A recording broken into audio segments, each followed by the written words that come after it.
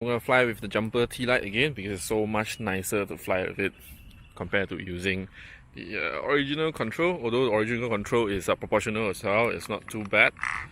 Check the control is okay. Let's go. It didn't really take off that easily.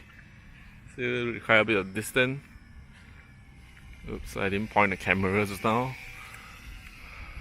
So it's so nice to fly it once I know that I need to use rudder.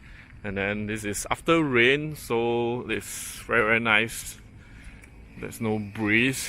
It's very nice to fly it because there's no wind interfering with your control. Just that you're not able to hover to the wind. So let's fly closer so we can get a better view of it rather than it being so far because it's a really tiny plane. Let's fly lower and closer. So it's a bit risky as well to fly low here because of the trees around. But look at this. This is so nice. I'm very in control. I can even do figure eight while holding the camera on my left hand. Yeah, that's nice. Look at this. So I was wrong. There was nothing wrong with the plane. It's just that you need to use the right control. You need to use rudder. So this is probably the same thing with the Mini Wing Dragon as well. As on the Mini Wing Dragon, the rudder channel wasn't working. Flying very nice. It seems to hold the altitude by itself as well. That's why. So I'm gonna try FPV on this one because there's a landing gear. I can take off myself as well, so I don't need to get help from my friend to launch this. You definitely need rudder to steer this. And we are about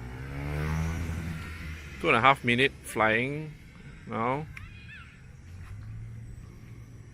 Power is still okay. Let's fly even closer because of the backlight, so couldn't see very well in the camera. And let's fly more aggressive and see how long the battery can last. I'm on 50% throttle, 100% throttle. Let's do 100% in front of us. 100%.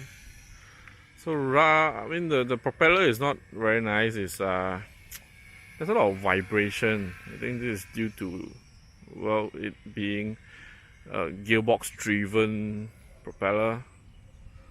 It's very wobbly, and the propeller, the screw that secure the propeller is, I think it's not that strong as well. So I had to super glue the propeller onto the shaft of the output of that gearbox.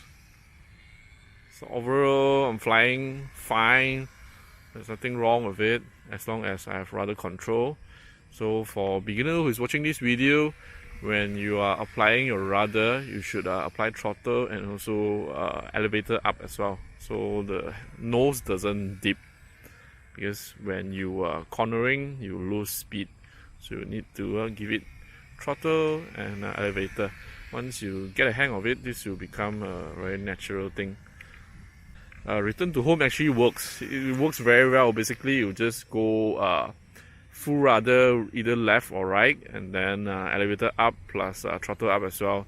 And it seems to just hold in the air by itself, even without GPS. So this is pretty amazing. And I think there's no. Okay, let's just try it. Oh no, I triggered the wrong switch. Okay, if we tried it, and then you'll see that it actually steer itself.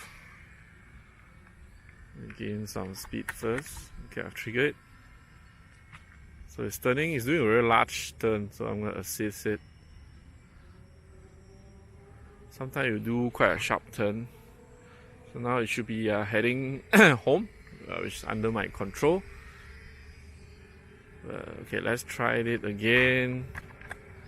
Yep, so you just do a very sharp turn, so I just rescue it by myself just now.